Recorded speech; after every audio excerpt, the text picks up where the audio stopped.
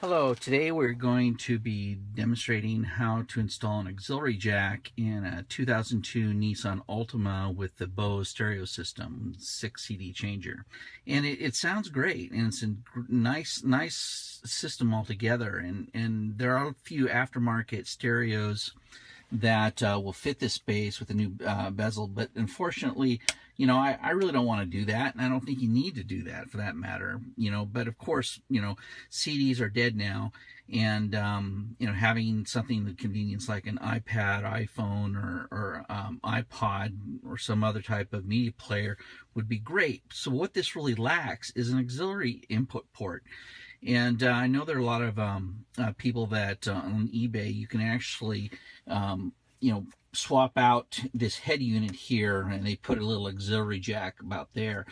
And there's even been some forums that show you how to do that, but it requires dismantling the thing and cutting wires and circuit boards, and it's a hassle. I found a solution online through BT Designs, and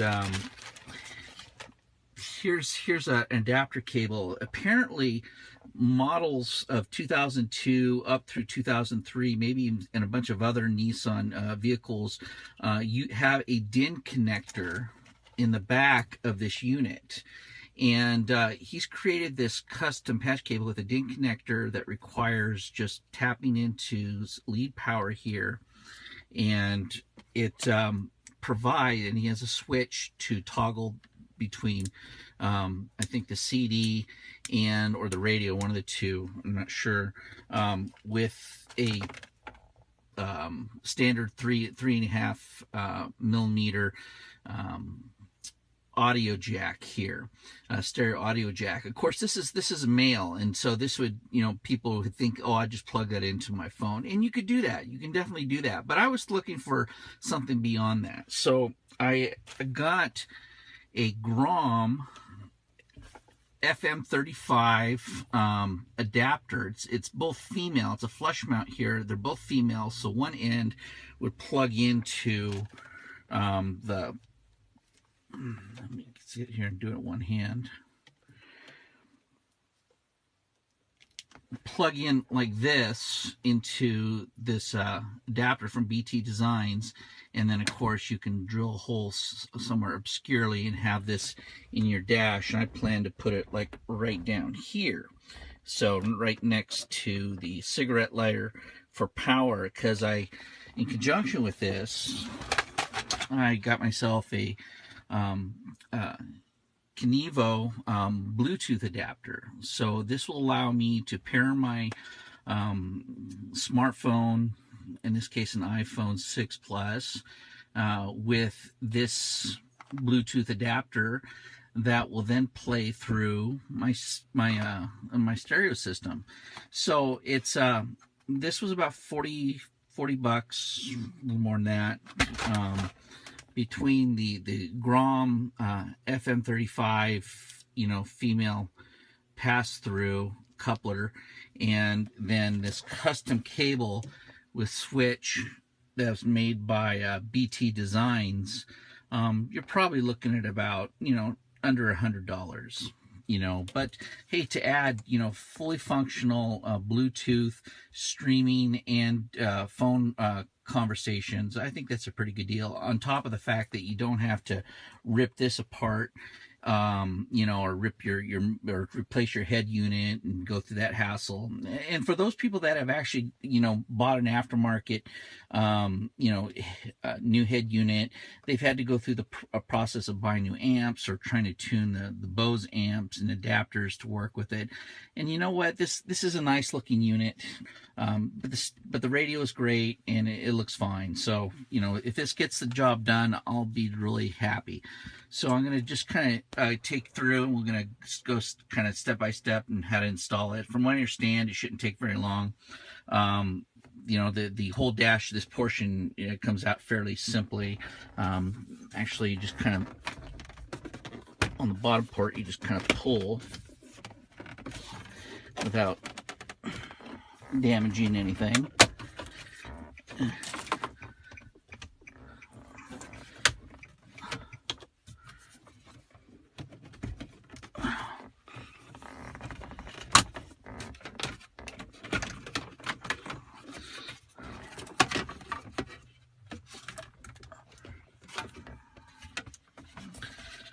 Okay, we've got this portion open up, and you have just one screw here, Phillips head screw, that comes off, and this whole thing lifts off. So I'm going to grab a screwdriver here real quick and be right back.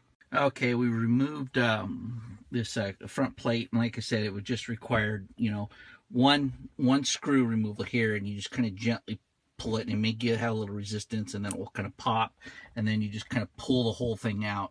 And it has here it is here, and it has little tabs in the top that kind of slide in, but just be sure to put that somewhere where you don't scratch it up, which is nothing more irritating as to have a scratch dash. So I'll go ahead now and you're removing these 4 screws here, here, and here. I think, no, these ones, excuse me, there, and then this whole unit will pop right out. Thanks. Okay, I've removed the screws, and this whole unit here should just kind of gently just kind of come out. Reach around back, and we see we got a bunch of cables there. Okay, we've exposed the rear of the head unit here, and we see the different connectors, and this looks like the antenna and so forth. But you notice here's the DIN connector, and notice nothing's plugged into it. And we're going to have to tap into one of these wires, and I'll show a cutout diagram, but it's actually this bundle that we're going to do, and it's the first wire right there. And if you've ever used a Scotch tap, you know, these are very common at auto stores.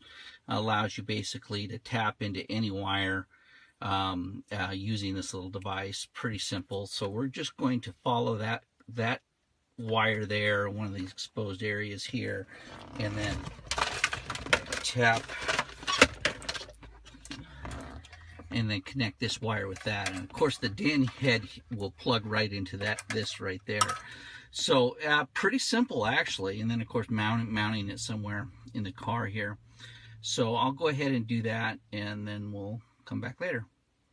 See where the DIN comes in right here, and then I found the lead wire that's coming from that first pin, and that was a purple wire. Of course, it probably varies from car to car depending upon who made the wiring harness, but it's real simple just to attach that, and that's really all there is to it. Now we just kind of remount this thing and then run the wires gently from inside behind the dash into somewhere that's friendly, and we'll see if we can get this thing working. Okay, we've just installed the DIN connector and then tapped into the power, and I have, here's a little switch, and when I click it on, you notice, hey, we got an auxiliary that even came on. That's pretty cool. So that's a really nice feature. I had no idea that would at least show me what's up. So now I'm going to go ahead and run the this in dash somewhere and kind of hook up my Kivo and see if we can get this thing to stream music. See how it sounds. Okay, I've decided to run the auxiliary port into the center console here. I just figure it would be a better place because they have it's concealed, it's out of the way. It's right next to a power port here. Anyway, so the cable that BT Designs provides with their auxiliary port is plenty long, and so I just went ahead and patched that to the Grom FM35 adapter. I went ahead and put some electrical tape around that connector, and I'm just going to tuck those exposed wires up underneath the console. It's loose right now, and just get those out of the way, and we'll plug everything in and see if it works. Successfully managed to put the auxiliary port in here. It just took a half-inch bit. Seems like a little large, but it's tapered. It should sit in there for okay. But then this, of course, just plugs into that, which is the Bluetooth adapter, and I happen to keep spares of other legacy iOS devices just in case somebody needs one. And I got this horribly long pink iPhone with the new connector. What's nice about the Kenevo is it provides a pass-through power supply here, so if you're occupying a port, you don't lose that port for other things. So I just tied this up here, and I decided to go ahead and place this right here in the center console. Seems to work just fine. But all in all, I'm really impressed with BT Design's unit. It was definitely very easy to install. Took more time rustling cords and stuff through and removing screws to run the cord through here, but it was plenty long enough. I decided just to use this little cubby in here for the switch. Keep that out of the way, but really pleased overall. So if you ever have any questions, you can just look up BT Designs online. Bill's really friendly. He's very knowledgeable. He makes LED light kits for a lot of different cars too, if you really like to mod stuff out. So anyway, I always wanted to show the streaming capabilities of the music. And you can see right there,